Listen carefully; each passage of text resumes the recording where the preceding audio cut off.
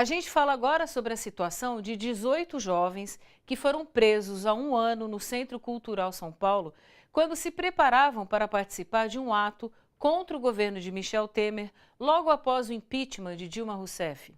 A acusação: eles portavam objetos considerados perigosos como material para primeiros socorros. Os jovens foram transformados em réus e o julgamento deles está marcado para 22 de setembro.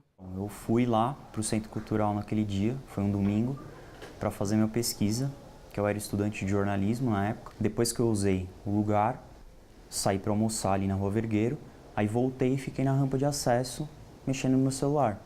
De repente, uns 30 PMs pularam do jardim dali da rampa de acesso, com armas. Não eram armas com bala de borracha, eram fuzis, metralhadoras, pistolas. E começaram a colocar todo mundo na grade.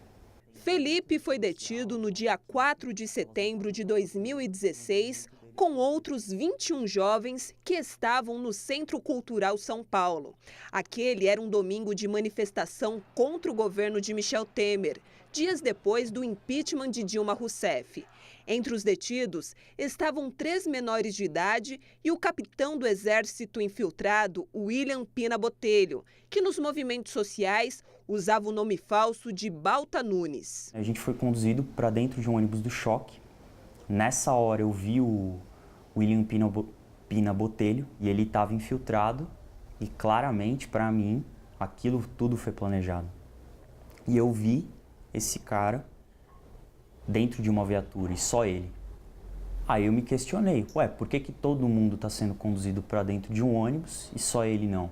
Os jovens foram levados para o DEIC, o Departamento Estadual de Investigações Criminais da Polícia Civil, acusados pelos policiais de portarem objetos como gaze, vinagre, máscaras e roupas escuras, consideradas evidências de que pretendiam depredar patrimônio público e privado e ferir policiais e outras pessoas durante a manifestação. Sempre que alguém numa manifestação acaba ferido, perdendo um olho, as decisões da justiça são quais? Que a responsabilidade é do cidadão quando ele vai à manifestação, ele assume o risco. Portanto, os meninos eles foram com capacetes, eles foram com coisas para se proteger. Hugo Albuquerque é advogado de 9 dos 18 jovens tornados réus na semana passada. A juíza Cecília Pinheiro da Fonseca aceitou a denúncia do Ministério Público, apresentada em dezembro do ano passado, pelo promotor Fernando Albuquerque Soares de Souza. Para o advogado, trata-se de um processo político cheio de irregularidades. Qualquer um poderia estar ali no lugar deles, qualquer um. Teve gente que nem ia à manifestação, que estava no Centro Cultural São Paulo e que foi presa. O julgamento dos jovens será no próximo dia 22 de setembro, no Fórum Criminal da Barra Funda. O inquérito contra William Pina Botelho, capitão do Exército infiltrado que estava com o grupo, foi arquivado e ele foi promovido a major do Exército. Ele foi fundamental para unir esses jovens, porque ele estava participando da manifestação, ele que os atraiu. E, na verdade, ele acabou preparando todo um cenário no qual esses jovens acabaram presos por uma operação de guerra, paga com dinheiro do contribuinte, para prender um monte de gente inofensiva e desarmada. Debater formas de combater o machismo, o assédio e as opressões de gênero nas escolas e na sociedade. Foi esse o objetivo do 4º Encontro de Mulheres Secundaristas, organizado pela UBS, União Brasileira dos Estudantes Secundaristas. O evento, em São Paulo, reuniu representantes de entidades e movimentos sociais, além de estudantes de diversos estados. A repórter Vanessa Nakazato acompanhou o encontro. As malas espalhadas pelo auditório da Faculdade Zumbi dos Palmares, na zona norte de São Paulo, mostram que muitos vieram de longe. Carla é de João Pessoa, na Paraíba. Ela e mais 37 estudantes viajaram 2 dias e meio de ônibus, especialmente para participar deste 4º encontro de mulheres secundaristas. A gente está aqui exatamente pelas escolas públicas secundaristas que estão sendo sucateadas no momento. Não temos verba o suficiente para isso, então estamos no Congresso para ter uma luta maior desses estudantes, botando eles à frente para eles verem a realidade do nosso país contra esse governo corrupto que está hoje em dia. Um evento como esse é muito importante porque a gente debate, a gente aprende, a gente conversa sobre como é a luta feminista quando a gente está no ensino médio. O encontro é organizado pela UBS, União Brasileira dos Estudantes Secundaristas, e acontece a cada 2 anos.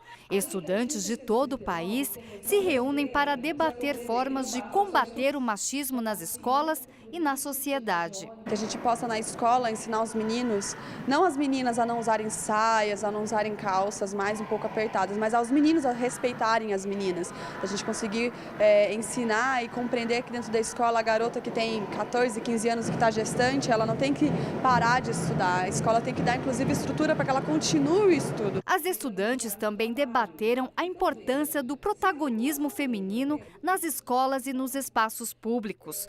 Hoje, são as mulheres que ocupam a liderança das 3 maiores entidades estudantis do Brasil: UBS, UNES, União Nacional dos Estudantes e Associação Nacional dos Pós-Graduandos. As ocupações das escolas contra a reorganização escolar do governo Geraldo Alckmin em São Paulo e depois contra a reforma do ensino médio foram organizadas por elas. A gente provou para todo mundo que a gente não estava ali nas ocupações só para lavar, só para fazer a comida da ocupação, né? Que a gente estava na ocupação para ser a liderança, para ser protagonista, para dar entrevista, para ir para o debate. O encontro é das mulheres secundaristas, mas os meninos também são bem-vindos. Elbert considera que elas são imprescindíveis em qualquer luta política e social. Nós precisamos de uma presidenta da República mulher, nós precisamos de mais governantes mulheres. As mulheres, elas precisam realmente ocupar o espaço dela. E o espaço da mulher é todo lugar. Aonde a mulher quiser, ela tem que estar. Os debates daqui do encontro vão além dos muros das escolas. Representantes de diversas entidades e movimentos sociais vieram para falar com os estudantes sobre outras lutas consideradas fundamentais para as mulheres, como o combate à violência e as reformas promovidas pelo governo Temer. As meninas precisam estar cientes que elas estarão logo mais no mercado de trabalho, né? Estarão nessa disputa do mercado de trabalho, um mercado de trabalho que está cada vez mais difícil, cada vez mais crítico. E nós, né, enquanto sindicalistas, né, estamos aqui para dialogar com elas, para dizer que estamos juntas nessa luta, que a gente acredita que é uma luta única. A gente quer empoderar essas garotas para que elas consigam almejar, desejar e sonhar em ser, quem sabe, presidentas da República, desembargadoras, juízas e tudo que elas sonharem. No dia 7 de setembro, data oficial que marca os 195 anos da independência do Brasil de Portugal, movimentos sociais foram às ruas em todo o país. Não para lembrar o grito da independência, mas para soltar o grito dos excluídos. Uma manifestação que surgiu dentro da Igreja Católica e ganhou adesão de outros segmentos da sociedade. O 7 de setembro é a data escolhida para refletir sobre a soberania nacional que a população deseja. Na capital paulista, como acontece há 23 anos, o grito dos excluídos ocupou as ruas do centro. Nesta edição, além de protestos contra os governos Temer e Alckmin, foram colhidas assinaturas a favor de um plebiscito. A ideia é saber se a população apoia a fúria privatista do prefeito tucano João Dória. Veja na reportagem. E não à toa nós estamos novamente aqui nas ruas, nós estamos novamente aqui nos manifestando, excluídos e excluídas, para dizer que nós não aceitamos essa realidade. Mais uma vez, como acontece há 8 anos, a Praça Oswaldo Cruz, na Avenida Paulista, foi o ponto de concentração de milhares de militantes de movimentos sociais e sindicais, com bandeiras, faixas, apitos e panelas, para o grito dos excluídos. Uma manifestação criada há 23 anos para dar voz a quem luta pela verdadeira independência. Nós estamos longe ainda de ter uma independência que a gente quer. porque a gente não tem saúde, porque a gente não tem emprego, porque a gente não tem educação de qualidade. Se é pra ir pra luta, saiba estar presente, pois na vida da gente o que vale é o amor. Este ano, o lema da manifestação foi "Por direito e democracia, a luta é todo dia".